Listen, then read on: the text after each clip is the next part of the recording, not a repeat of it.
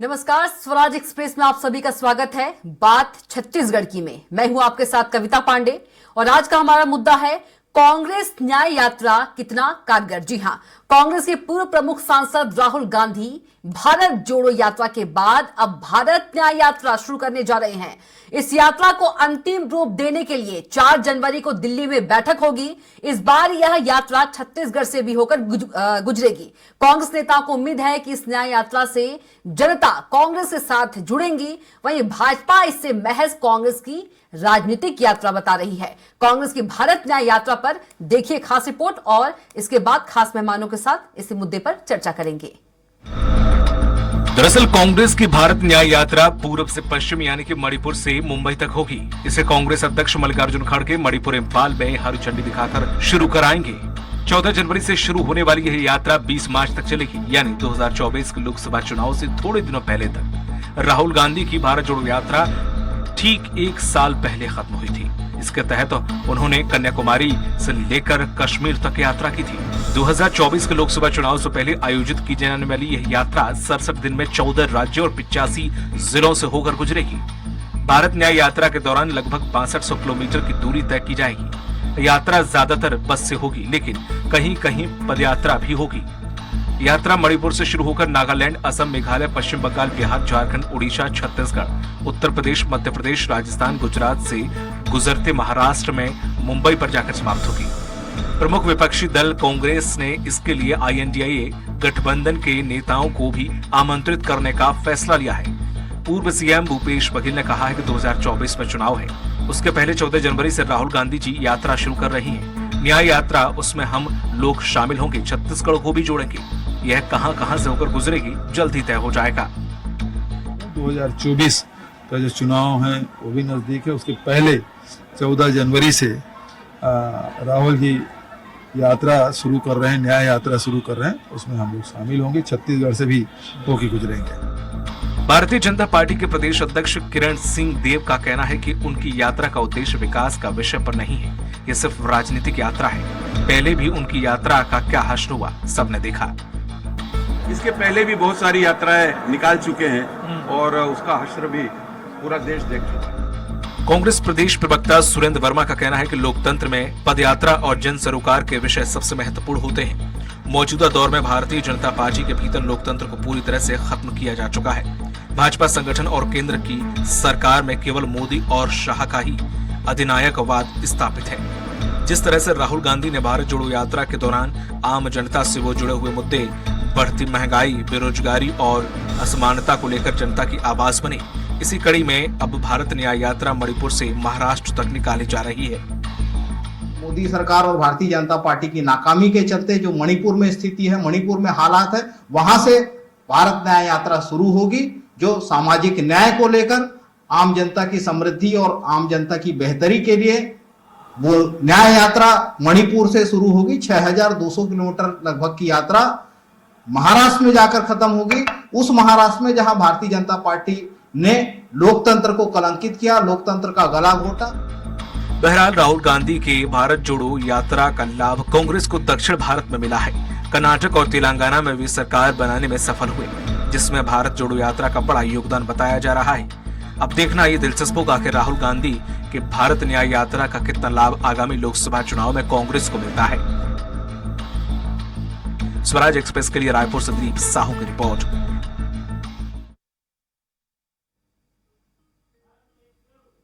Report देखिए आपने कांग्रेस न्याय यात्रा पर, और इसी पर खास मेहमानों के साथ खास चर्चा करेंगे। अवधेश जैन जी हमारे साथ मौजूद है, बीजेपी नेता, नितिन भंसाली जी कांग्रेस प्रवक्ता है, गंगेश द्विवेदी जी वरिष्ठ पत्रकार हैं। आप तीनों का चर्चा में बहुत स्वागत है। सबसे पहले कांग्रेस प्रवक्ता नितिन भंसाली जी के पास चलेंगे। नितिन जी, भारत न्याय यात्रा का उद्देश्य क्या है? क्योंकि बीजेपी कह रही है कि उनकी यात्रा का उद्देश्य विकास के विषय पर नहीं है, बल्कि ये जो यात्रा है राजनीतिक यात्रा है। देखिए कविता जी, कांग्रेस के कल्चर में है ये यात्रा। आप आजादी से पहले बापूजी की, महात्मा गांधी जी की दांडी यात्रा का भी को भी देख सकते हैं। साथ ही समय समय पर आपने हमेशा देखा होगा विभिन्न प्रदेशों में, चाहे छत्तीसगढ़ हो, मध्य प्रदेश हो, दिग्विजय सिंह जी की यात्रा हो, नर्मदा यात्रा हो, मुझे याद आती है दिग्विजय सिंह जी की, राहुल जी की जो भारत जोड़ो यात्रा का फर्स्ट फेज जो था अभी वो, और इसके अलावा छत्तीसगढ़, मध्य प्रदेश पर सभी प्रदेशों में कांग्रेस पद यात्रा करती आ रही है। और ये मैंने जैसा कि बताया कि ये कांग्रेस के कल्चर से जुड़ा है। ये न्याय यात्रा जो है, ये मूल रूप से जो आज देश में संविधान को बदलने की और संविधान को कुचलने की जो कोशिश हो रही है केंद्र की मोदी सरकार द्वारा, उस संविधान को बचाने के लिए, लोगों के न्याय के लिए और आम जनता से 1 to 1 होने के लिए, उनकी समस्याओं को समझने के लिए, देश को जानने के लिए यात्रा है। ये यात्रा उस जगह से शुरू हो रही है, मणिपुर से, जो कि आज कई महीनों से चल रहा है और इसका कोई उपाय नहीं हो पा रहा। मणिपुर से शुरू होने वाली ये यात्रा 6200 किलोमीटर तक चलेगी और जो महाराष्ट्र के मुंबई में समाप्त होगी। इसमें निश्चित तौर पर ज्यादा से ज्यादा एरिया को कवर किया जाएगा। इस विषय में एक मीटिंग भी इस यात्रा के जरिए कांग्रेस क्या संदेश देना चाहती है, नितिन बंसाली जी? मैंने यही तो कहा अभी, जो संदेश देना चाहती वही तो कहा कि भारत के संविधान को बचाने के लिए, एकता के लिए, अखंडता के लिए, भाईचारे के लिए, लोगों की समस्याओं को समझने के लिए, जानने के लिए ये यात्रा निकाली जा रही है। और आपने जैसा कि देखा ना भारत जोड़ो यात्रा का जो था वो, जिसमें किस प्रकार से हर वर्ग के लोग निकल कर आए बाहर और उन्होंने अपनी समस्याओं को बताया, राहुल गांधी जी से, हमारे वरिष्ठ नेताओं से मिले। निश्चित तौर पर इस बार भी जनता जो है वो लालायित है और खुशी की बात है कि इस बार ये यात्रा छत्तीसगढ़ के भी कुछ महत्वपूर्ण क्षेत्रों को कवर जी, नितिन जी लौटूंगे आपके पास। हमारे साथ अवधेश जैन जी भी है, बीजेपी नेता। अभय जैन जी, माफ कीजिएगा, अवधेश जैन जी। अवधेश जैन जी, भारत की जो संविधान को बचाने के लिए यह यात्रा जो है वो निकाली जा रही है, किस तरह से दिखते हैं? जी कविता जी, संविधान का जो शब्द है, ये शब्द कांग्रेस के सिमुख से अच्छा नहीं लगता, कांग्रेस प्रवक्ताओं के सिमुख से जी। इनका इतिहास संविधान की हत्या करके देश में आपातकाल लगाने का रहा है और वो संविधान की रक्षा की बात करते हैं, देश की अखंडता और एकता की बात करते हैं। पाकिस्तान विभाजित करके देश को विभाजित किया, भारत भूमि चीन को दे दिया और उस भूमि को अनुपयोगी बताया इनके देश के पूर्व प्रधानमंत्री ने। और ये देश की एकता और अखंडता की बात करते हैं। यदि इतिहास का अध्ययन किया जाए, भारत देश में जितने भी दंगे हुए उसमें एक विशेष कौम को आप सुरक्षित रखे और हिंदू समुदाय की एक नरसंहार हुआ है। भारत पाकिस्तान का जब विभाजन हुआ उस समय सिख भाइयों का, पाकिस्तान के नागरिकों का, हिंदू भाइयों का जिस प्रकार से नरसंहार हुआ, उनके साथ अन्याय हुआ, उनको न्याय नहीं मिला, वो भी आज वो न्याय की मांग कर रहे हैं और ये न्याय यात्रा निकाल रहे हैं। कौन सी न्याय यात्रा? मैं देख रहा था इनकी यहाँ न्याय यात्रा निकल रही है। इनकी न्याय यात्रा निकल रही है। अभी ये इन्होंने मणिपुर की बात करी जी। मणिपुर में क्या राहुल गांधी, मेरा प्रश्न है, जो हिंदू मैदेई समुदाय है उनके हित की ये बात करेंगे? आज ये कुक्की समुदाय जो कि बाहर से आए हैं, दूसरे देश से आए हैं और यहाँ पर आकर के शरणार्थी के रूप में रहे और बाद में यहाँ के नागरिक बने, ऐसे लोग के हितों की बात कर रहे हैं। और इस दंगे के पीछे में भी कहीं ना कहीं कांग्रेस का षड्यंत्र है, इसमें कांग्रेस का षड्यंत्र छुपा नहीं है। तो ये इन्होंने एक चीज और कही, कांग्रेस का कल्चर रहा है यात्रा का, तो कांग्रेस का एक और कल्चर रहा है।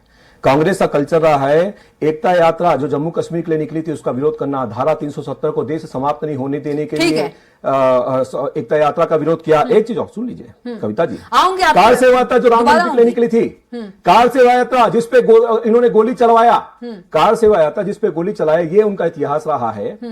और ये आज अन्याय की बात कर रहे हैं। पहले आपने जो हिंदू समुदाय के साथ में अन्याय किया है और इतने देश के लोकसभा के सामने वहां पर हिंदुओं का, गौ सेवकों का नरसंहार किया, आपने गोलीबारी की गौ पे, अपने हिंदू संतों पे, उनका तो न्याय की बात करिए। जी दोबारा आऊंगी आपके पास जैन साहब।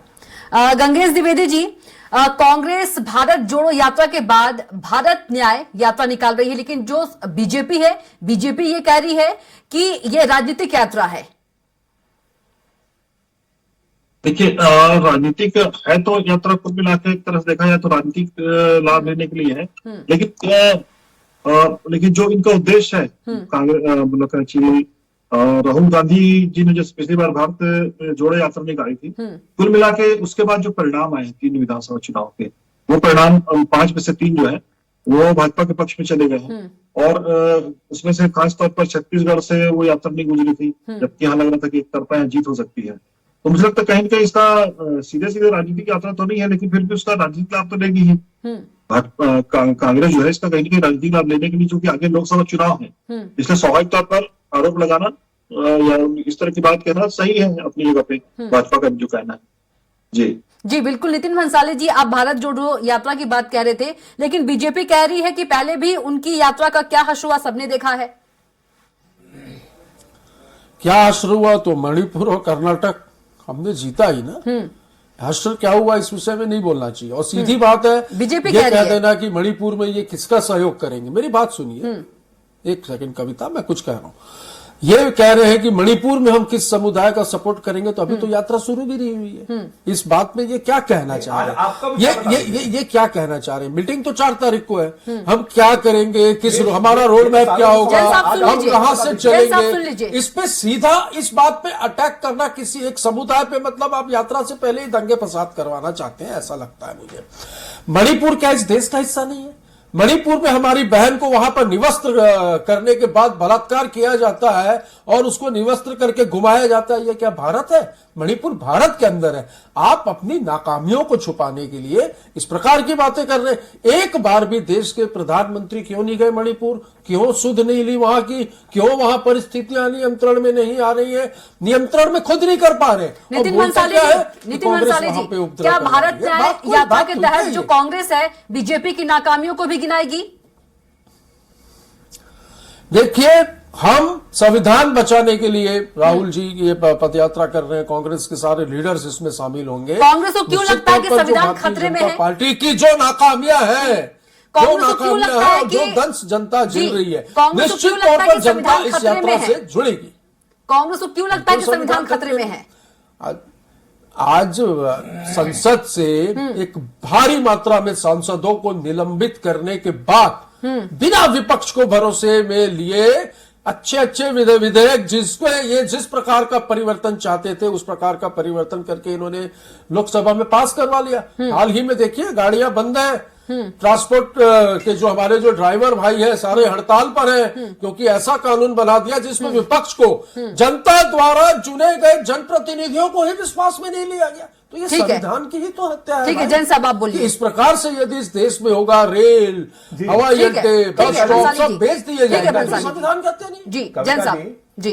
कविता जी, बहुत मतलब 6 महीना पहले से देश के जितने भी ट्रक के सारथी हैं और अन्य इनके जो अभी हड़ताल भी करी वो कुछ कांग्रेस यूनियन से संबंधित ही है, और इनके जो देश के नेता है राहुल गांधी वो इनसे मिल रहे थे लगातार। 6 महीने पहले से मिल रहे हैं, किसी छिपा नहीं है, सब सोशल मीडिया में सब आया हुआ है। क्या षड्यंत्र चल रहा है देश के अंदर में, छिपा नहीं है। और मणिपुर में भी आपने जो हिंदू समुदाय, जो मैदेई समुदाय है, उनके लिए आप वहां पर जो आपका पूरा इतिहास रहा है धर्मांतरण कराने का, आप जिस क्षेत्र से निकाल रहे हैं, आप नागालैंड है, असम है, मेघालय है, वहां पर जाके पश्चिम बंगाल है, बिहार है, झारखंड है, ओडिशा है, इन क्षेत्रों में छत्तीसगढ़ भी है, इन क्षेत्रों में हो रहे धर्मांतरण के खिलाफ में राहुल गांधी बोलेंगे? आज तक उनका नहीं आया, बल्कि क्या आया स्टेटमेंट कि मंदिर की मूर्तियां शक्तिहीन है, शक्ति विहीन है, ऐसा स्टेटमेंट आया। परंतु धर्मांतरण के लिए मुसलमानों का जो अवैध घुसपैठ हो रहा है, धर्मांतरण का बार-बार ये विषय आता है। मैं बड़ी विनम्रता से बोलूंगा, छत्तीसगढ़ में नहीं, आप देखिए कानून की सलाह लीजिए। कौन छत्तीसगढ़ में हमारे जो विधायक ऐश्वर्य साहू जी का बेटा, उसका स्वर्गीय भुवनेश्वर साहू की हत्या किसने की? रोहिंग्या मुसलमान ने की। आप उस पर क्या कार्रवाई किए? क्या उनको आपने मुचलका में छोड़ दिया? उन पे आप कार्रवाई नहीं कर रहे थे? छत्तीसगढ़ में जो धर्मांतर पास चला उस पे कोई आपका स्टेटमेंट आया? अरे प्रदेश में नहीं आया, देश में नहीं आया। और सुनिए, आप पश्चिम नहीं, आप सुनिए, आप सुन लीजिए, आप यात्रा से नहीं सुन लीजिए, आप सुनिए, पश्चिम बंगाल आप जा रहे हैं, बढ़ती महंगाई, बेरोजगारी, बंसाली जब भी टाइम पे बोलिएगा। बोलिए जैन साहब। पश्चिम बंगाल में आप जा रहे हैं राहुल गांधी जी, जो 40,000 हिंदू शरणार्थियों को घेर करके पानी में जहर मिला करके और गोलीबारी करके मरीज झांपी नरसंहार किया था 1969 में, क्या उस पर राहुल गांधी बोलेंगे? आज तक वहां का हिंदू उस नरसंहार के सदमे से बाहर नहीं आया और 40,000 परिवार को आज तक आपने अन्याय नहीं दिया, अन्याय किया है। केंद्र में तो आपकी सरकार रही, आप सुनेंगे नहीं, आप सुनेंगे, आपके पास जवाब नहीं है, आपके पास जवाब नहीं है। पहले सुन लीजिए, आप उत्तर प्रदेश में इनकी यात्रा जा रही है। उत्तर प्रदेश में आज चलिए राम मंदिर तो बन गया, अब मेरा कहना है काशी विश्वनाथ मंदिर में जो सामने भगवान मथुरा मंदिर में भगवान श्री कृष्ण के जन्म स्थली पे जो वहां पर अवैध मस्जिद बना हुआ है, क्या उसके संबंध में राहुल गांधी बोलेंगे? उनकी हिम्मत है? नहीं बोलेंगे। मैं मध्य प्रदेश में हम तो बोल ही रहे, बिल्कुल बोल रहे हैं, बिल्कुल खुला बोल रहे हैं। आप अपने समय बोलिएगा, रुकिए, आप अपने समय बोलिएगा, अपने मध्य प्रदेश में भोजशाला में सरस्वती मंदिर के लिए क्या राहुल गांधी बोलेंगे? मध्य प्रदेश में सरस्वती मंदिर के लिए सरस्वती मंदिर के विवाद के लिए क्या राहुल गांधी बोलेंगे? जो वहां पर नहीं, कविता जी मेरे सवाल को बोलने नहीं दिया गया। आप ठीक है बोल रहे हैं, ये बोलते रहे लगातार, मेरा कविता जी, गंगेश द्विवेदी जी भी वरिष्ठ नहीं, आपको बोलने नहीं दिया गया है। सुन लीजिए, महाराज जा रही है यात्रा, सुनिए, आऊंगी दोबारा आपके पास, आऊंगी। गंगेश द्विवेदी जी भी है, गंगेश द्विवेदी जी भी है, पहले मेरी बात पूरी होने दो। आऊंगी आपके पास, आऊंगी जैन साहब, आऊंगी आपके पास, दोबारा आऊंगी। गंगेश द्विवेदी जी, क्या लगता है कि इसका राजनीतिक लाभ बोलने दो, मेरे को कांग्रेस को मिलेगा? मेरे पास सारे जवाब है। कांग्रेस को मिलेगा इसका राजनीतिक लाभ?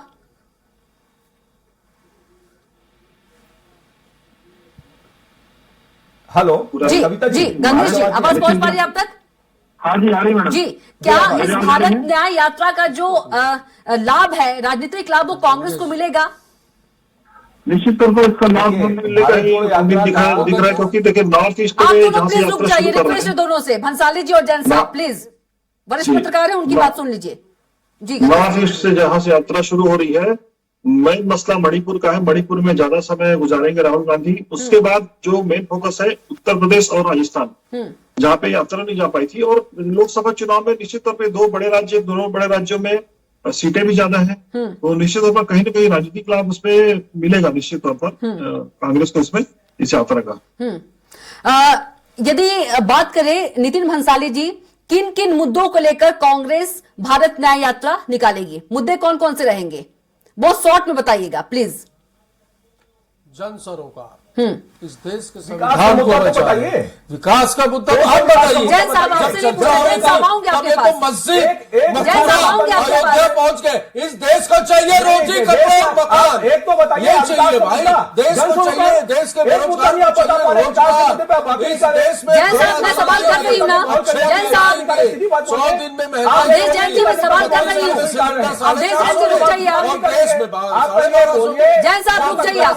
नितिन भंसाली जी, मेरा सवाल ये है कि कांग्रेस किन मुद्दों को लेकर भारत न्याय यात्रा निकालेगी? जैन साहब रुक जाइए प्लीज, जैन साहब रुक जाइए, जैन साहब रुक जाइए। विकास पे बात करेंगे कविता जी, फिर से सारे मुद्दों को छोड़ के विकास पे बात। आपको क्या लगता है कि विकास नहीं हुआ है?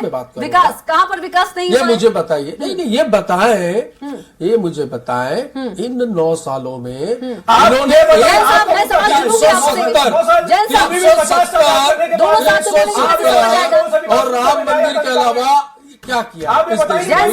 सवाल कौन सा IIM बना, कौन सा एम्स बना, कौन सा NIT बना, सारे। अच्छा नितिन भंसाली जी, जैन साहब आप रुक जाइए प्लीज, जैन साहब रुक जाइए। नितिन भंसाली जी, आपने अभी राम मंदिर कहा आपने, तो क्या राम मंदिर से कांग्रेस खुश नहीं है? नितिन भंसाली जी, राम मंदिर बनने से खुश नहीं है? क्यों खुश नहीं है? श्री राम राम, मैं बिल्कुल भी मैं इसके खिलाफ नहीं हूँ, मैं तो खुश हूँ।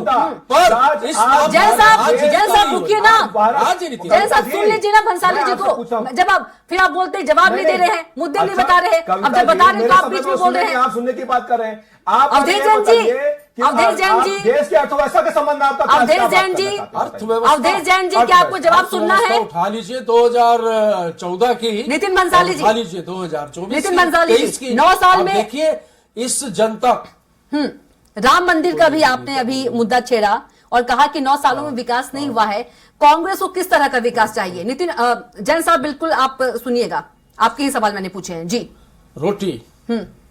रोटी, कपड़ा और मकान, आज भी तो गरीबों मकान की तो स्थिति वही है। तो जो मकान तो मिल ही रहा है पीएम आवास अरे योजना से। देंगे, कविता जी देंगे, दिए नहीं है। अभी सुनिए, विकास पे बात हो रही है। आज देश की अर्थव्यवस्था देख लीजिए, देश की महंगाई की हालत देख लीजिए। आपके घर का बजट भी आपको ही पता होगा कि 2014 में आप अपनी मम्मी से पूछिएगा या आपके घर में जो बड़े होंगे उनको पूछिएगा कि 2014 तक घर का खर्चा किस स्तर पर था और आज किस स्तर पर है। गेहूं, चावल, तेल सब महंगा हो चुका है। दूध, दही, ब्रेड, मक्खन तक के जीएसटी लगा दी है। और ये कहते हैं अच्छे दिन आएंगे। ये कहा था कि नहीं भाई? मैं पूछना चाहता हूँ, अच्छे दिन आएंगे? अच्छा, कहा था कि नहीं? कहा था नितिन, इसके बाद कहेंगे नितिन भंसाली जी, 100 दिन में महंगाई कम करेंगे, 2 करोड़ लोगों को रोजगार देंगे। नितिन भंसाली जी, क्या जनता जो है, जो लोग हैं, भारत के लोग, क्या कांग्रेस को सुनने को तैयार है? जो भारत न्याय जो यात्रा उसमें शामिल होने को रेडी है? क्योंकि उसका असर आपने देखा है 3 राज्यों में। आवाज उठा रहे हैं, हम जनता के बीच जा रहे हैं। राहुल गांधी जी हमारे वरिष्ठ नेता जनता के बीच जा रहे हैं और जैसा कि मैंने कहा, ये हमारी संस्कृति है। बिल्कुल, यहाँ से जनता हमसे मिलेगी, 1 to 1 होगी, अपनी समस्याएं बताएगी, हम उनके निराकरण में बात करेंगे, देश जोड़ने का काम करते हैं। विकास कार्य नहीं हुए हैं, विकास कार्य नहीं हुए हैं। जी मैं बता रहा हूं, अभी कांग्रेस प्रवक्ता ने आवास की, मकान की बातें की। मकान का छत्तीसगढ़ प्रदेश में 16 लाख मकानों को कांग्रेस की सरकार 5 साल तक रोके रही। जनता को वो मकान बनने नहीं दी। प्रदेश में चिकित्सा के अभाव में अभी भी जो मकान जो भी बन रहे हैं ना, उसमें आधे से ज्यादा काम हम लोग करा चुके, उसी को ऊपर का काम करा के बिल्डिंग करके देने। भंसाली जी, वक्त नहीं है, सुन लीजिए आप। और आप ये बोल रहे हैं कि क्या बोलते मकान, आप बोल रहे चिकित्सा। पहले आप ये बताइए, आप अर्थव्यवस्था की बात कर रहे थे। आज हमारा भारत देश विश्व की 5वीं अर्थव्यवस्था में आता है। ये 9 साल का विकास है। ये 9 साल की स्थिति आपने देश की लाके दी। आपके समय में 2014 में विश्व की अर्थव्यवस्था में भारत देश कहीं पर नहीं था, कहीं पर नहीं था। आप कम से कम ये तो बोलिए, आप 2014 9 साल, आपके 50 साल, 9 साल में 9 साल कई गुना देश का विकास कर दिया। आपके 50 साल में तो केवल हिंदू बहुसंख्यक केवल प्रताड़ित होते रहे, जातिवाद करते रहे। आज भी इनका घोषणा पत्र में जातिवाद की बात करते हैं, हिंदू जनगणना की बात करते हैं। मैं कांग्रेस के प्रवक्ता से पूछना चाहूंगा, वीडियो पूछना चाहूंगा, क्या मुस्लिम समुदाय का यह जनगणना कराएंगे? क्या ईसाई समुदाय में जनगणना कराएंगे? सारे जनगणना आज तक नहीं कराया आपने। आज तक मुसलमानों में ईसाई क्यों नहीं कराया? जनगणना जाति का जनगणना क्यों नहीं कराया? आप क्यों नहीं कराया? नहीं, केवल हिंदुओं को क्यों? आप ईसाइयों मुसलमान का जाति का जनगणना कराया? सरकार है, नहीं करवाइए। हम तो भारत देश के। अवधेश जैन जी, सरकार तो आपकी छत्तीसगढ़ में, क्या आप जनगणना कराएंगे मुस्लिम ईसाई की? आप बता दीजिए, आप बता दीजिए, आप बता दीजिए जैन साहब। खत्म कर दीजिए, उसी को खत्म करने के लिए तो देश के प्रत्येक नागरिक को देखिएगा, ये देश सवेरे ठीक है, अब्दुल चाहिए, ठीक है, गंगेश जी के पास चलते हैं। ठीक है, गंगेश जी, राहुल गांधी जो है, कांग्रेसी जो है, जो भारत न्याय यात्रा निकलेगी, उसके जरिए जो विपक्ष है, सरकार है, जो सरकार है उसकी नाकामियों को गिनाएगी और विकास के मुद्दों को लेकर निकलेगी। किस तरह से देखते हैं इसे? देखिए, निश्चित तौर पर अगर वो फील्ड में उतर रहे हैं तो 3,500 किलोमीटर की यात्रा, उन्हें 3,500 किलोमीटर की यात्रा पिछली बार उन्होंने की थी। तो उसका निश्चित तौर पर कर्नाटक के रूप में उनको बड़ा अवार्ड मिला था। कर्नाटक में जो भ्रष्टाचार का मुद्दा उठाया गया था, उससे वहां की सरकार बनी थी। लेकिन उसके बाद छत्तीसगढ़ में भी देखिए स्थिति ये थी कि यहाँ पर सबको ये लग रहा था आखिरी वक्त तक कि कांग्रेस वापस आएगी। लेकिन जिस तरह से यहाँ पे भ्रष्टाचार के मसले उठे, मुझे ऐसा लगता है कि जो भ्रष्टाचार का मसला कांग्रेस को फायदा दिया, उसी भ्रष्टाचार के मुद्दे पे भाजपा कहीं ना कहीं लीड कर गई और बहुत अच्छी लीड कर गई। और दूसरा, इनके आपस की गुटबाजी भी एक बड़ा कारण थी कि लगातार जैसे बाद में आरोप लगे 22 विधायकों ने जो जिनकी टिकट कटी, वो लोग लगातार आरोप लगा रहे हैं। और ये बात वहां पे उठी भी कि कोई सर्वे नहीं होता, बगैर सर्वे का टिकट बढ़ गई, इस तरह की बातें भी आई मीडिया में। तो इस तरह से जो आपस में गुटबाजी भी एक कारण है। तो लेकिन राहुल गांधी की जो यात्रा है उस पर आ रहा हूं मैं। यात्रा का निश्चित तौर पर जनता के बीच जाने का फायदा कोई भी पार्टी हो, चाहे भाजपा हो, कांग्रेस हो या कोई दीगर पार्टी हो, अगर जनता के बीच जाएगा तो उसको निश्चित तौर पर उसका फायदा मिलेगा। क्योंकि जनता जो फीडबैक आएगा वही एक तरह से उसका मन पढ़ने की बात होगी। और राहुल गांधी, मुझे लगता है कि पिछली यात्रा से उनको काफी अनुभव आ गया। उनकी हम लोगों ने भाषण भी सुना है उस अनुभव का उनको इस यात्रा में बहुत ज्यादा लाभ मिलेगा और मुझे ऐसा लगता है कि निश्चित तौर पर इस यात्रा का उनको लाभ होगा। चलिए, समय का अभाव है इसलिए यहीं पर डिबेट को क्लोज करना पड़ेगा। अवधेश जैन जी आपका भी बहुत धन्यवाद, नितिन भंसाली जी आपका भी बहुत धन्यवाद और गंगेश द्विवेदी जी आपका भी बहुत धन्यवाद। तो कांग्रेस न्याय यात्रा निकाल रही है और इसको लेकर जो बीजेपी है, बीजेपी तंज कस रही है। बीजेपी का कहना है कि ये भारत न्याय यात्रा नहीं बल्कि ये राजनीतिक यात्रा है। पहले भी जो भारत जोड़ो यात्रा है उसका क्या हश्र हुआ था सबने देखा था। तो फिलहाल के लिए बात छत्तीसगढ़ की में इतना ही। आप देखते रहिए स्वराज एक्सप्रेस। नमस्कार।